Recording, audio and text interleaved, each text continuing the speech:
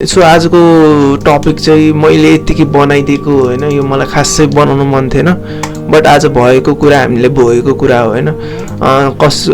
Usually सबैको यस्तो के भइरहेछ भने एउटा पोर्टल आइरहेछ जुन ट्युले दिएको छ। अब कतिको के भइरहेछ भने धेरै जस्तोको लगइन नै भएको, अब जस्तै मैले साइन अप गरेँ, जस्तै त तिमीहरूले मैले त उता जे पाइ त्यही भ्यालिड त हालेको छैन मैले, बट जुन डाटा हालेको छ त्यो सबै इनभ्यालिडै हो। बट यस्तो हुन्छ कि इनभ्यालिड हाल्यो भने चाहिँ तिमीहरू के हुन्छ, registration details are not found, please check your registration card. यति भन्ने बित्तिकै मान्छेको दिमागमा के जान्छ भने मेरो सबै मिलेको छ, ल मेरो सबै मिलेको के मिस्टेक छ, के मिस्टेक छ। अब यता इङ्ग्लिस पढ्न नआउने होइन क्या, त्यस्तो मान्छेले त्यति पुरा पढ्दैन क्या रेजिस्ट्रेसन कार्ड हेर्नुपर्छ भनेर होइन। तर जति पढेका छन् होइन, उनीहरू के जान्छ भने मेरो सबै मिलिरहेको छैन, अनि उनीहरूको धेरै जस्तोको मैले देखेँ क्या, धेरै जस्तोको नि देखेँ फादर्स नेममा मिस्टेक हुन्छ। मेरो पनि फादर्स नेममा मिस्टेक भएको थियो। मिस्टेक छ भने त्यो इनभ्यालिड हुनुको रिजन चाहिँ रेजिस्ट्रेसन कार्ड एकचोटि चेक गर। उनीहरूले रेजिस्ट्रेसनमा जे डाटा छ त्यही same to same copy paste गरिदिन्छ। युजली के हुन्छ भने मेरो एउटा स्पेस जुन यो प्यारेन्ट्स नेम छ, युजली यसमै मिस्टेक हुन्छ सबैको। डेट अफ बर्थ सबैलाई याद होला आफ्नो, रेजिस्ट्रेसन नम्बर सबैले मिलाएकै हुन्छ, आफ्नो नाम त मिलाएकै हुन्छन् होइन। मिस्टेक हुने भनेको प्यारेन्ट्स नेम, जुन यो प्यारेन्ट्स नेम छ होइन, लट अफ मान्छेहरूको मिस्टेक भइरहेको हुन्छ, किनभने ट्युले पहिले रेजिस्टर गरिसकेको छ आफ्नो प्यारेन्ट्सको नामहरू। अब मेरो यसमा के थियो, स्पेसको मिस्टेक थियो, त्यही भएर मेरोमा त्यस्तो देखायो रेजिस्ट्रेसन इज इनभ्यालिड भनेर। मेरो एउटा साथीको के थियो भने एच त्यही छैन, उसले चाहिँ एच भनेर टाइप गरेको मेरो त लगइनै भएन, किन भएन भनेर ऊ छटपटे।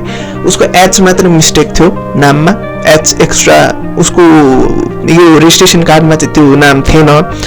सो आफ्नो प्यारेन्ट्सको नाम सही लेख्यो भने रेजिस्ट्रेसन कार्डमा त्यो नाम सही लेखेको छ कि छैन त्यो थाहा छैन। एकचोटि रेजिस्ट्रेसन कार्ड हेर, त्यसमा नाम हेर आफ्नो प्यारेन्ट्सको, इफ त्यो मिलेको छ भने अफकोर्स लगइन हुन्छ, इफ त्यो मिलेन भने रेजिस्ट्रेसनमा जे नाम राखेको छ आफ्नो प्यारेन्ट्सको त्यही नाम एक्ज्याक्टली त्यही नाम same to same copy paste गरेर D2 by D2 सबै रेजिस्ट्रेसनकै value D2 by D2 copy गरेर त्यो साइन इन गर्नु, अनि तपाईँको प्रब्लम सल्भ हुन्छ। त्यसपछि चाहिँ के हुन्छ भने यस्तो खालको इन्टरफेस आउँछ। अब यहाँ के चाहिँ भर्ने, यहाँ क्लिक गरेर चाहिँ कहीँ क्लिक नगर्ने, यता जाने एक्जाम फर्ममा जाने, यस्तो खालको सिचुएसन। म चाहिँ के गर्ने भयो क्या, यस्तो देखाउँछ होइन। यस्तो देखाएपछि यहाँ मैले त भरिसकेँ, त्यही भएर मेरो यस्तो देखाइरहेँ, यता केही पनि देखाउँदैन, खाली हुन्छ यो सेक्सन है। यतातिर चाहिँ एड न्यू गर्ने, अनि यहाँबाट आफ्नो भरिदिने, यता फोटो छ आफ्नो, फोटो खिच्ने भरिदिने ल है। के छ यता फोटो राख्ने आफ्नो, यता एक्जामको 4th इयर भयो, ब्याचलरको ब्याचलरै हालिदिने है, 4th इयर भयो, 3rd इयर भयो, यता सबै आउँछ प्रिन्ट गर्ने, अनि यता सेभ एज PDF हुन्छ, सेभ गर्दा नै हुन्छ नगर्दा नै हुन्छ। यति गरेपछि सबमिट गरिदिने, केही गर्नु पर्दैन खासै, यता सबमिटको बटन आउँछ, सबमिट गरिदिने, सक्यो। यति हो, खासै ठुलो इस्यु चाहिँ छैन। बट त्यो कुराकोमा चाहिँ धेरै इस्यु भएको छ। मलाई चाहिँ अलिकति ट्युलाई अलिकति डायलग दिन मन छ, जुन मैले यता इन्टरफेस बनाएको छु। जस्तै कि अब म यसमा आफ्नो रङ युजर हालिदिन्छु है, जस्तै कि रङ युजर हालिदिन्छु, लगइन गर्न खोज्छु, युजर आइडी इनकरेक्ट होइन त। अब म आफ्नो यसमा आफ्नो असली युजर आइडी हाल्छु, मेरो असली युजर आइडी सुसन साक्की। म यो भ्यालु अपडेट गरेको छु त्यसमा होइन, फुल नेम सुसन साक्की होला, सुसन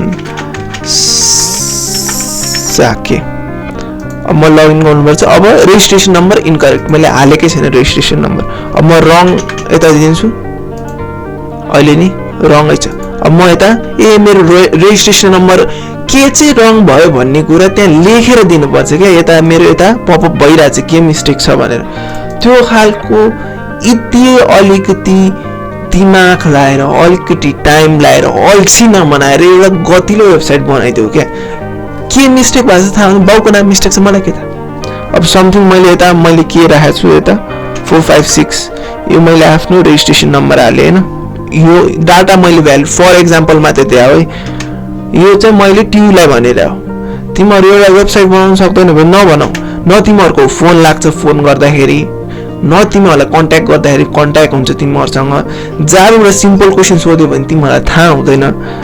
वेबसाइट बनाउँदाखेरि गतिलो वेबसाइट, जस्तो कि यो भ्यालु मैले पुट गरेको छु है, तिमीहरू सक्दैन वेबसाइट बनाउनु नि मलाई दियो, म बनाइदिन्छु, मलाई जागिरमा राख। फादर नेम, जस्तो कि मैले मिस्टेक गरेँ समथिङ यस्तो, लगइन गर, के आछ फादर नेम इज इनकरेक्ट।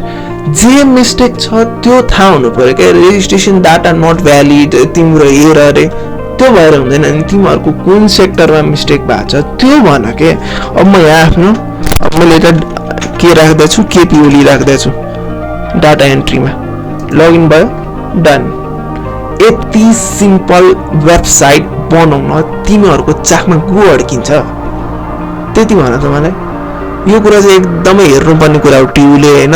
जहाँबाट सिम्पल वेबसाइट बनाउ, यिनीहरूको वेबसाइट हेर। अब यिनीहरूको वेबसाइट हेर्नुपर्छ, गुको डल्लो जस्तो छ के, गुको डल्लो जस्तो। कहाँ गयो यिनीहरूको वेबसाइट?